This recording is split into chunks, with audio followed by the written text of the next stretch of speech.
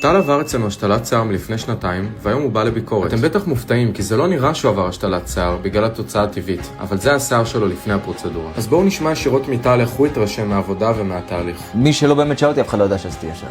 אף אחד.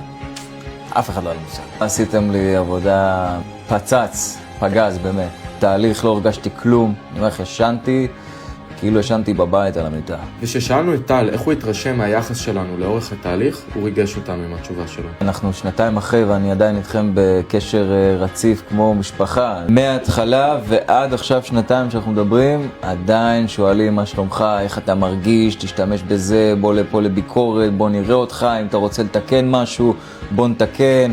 ממש לא טעיתי כשהבנתי שזה כמו משפחה.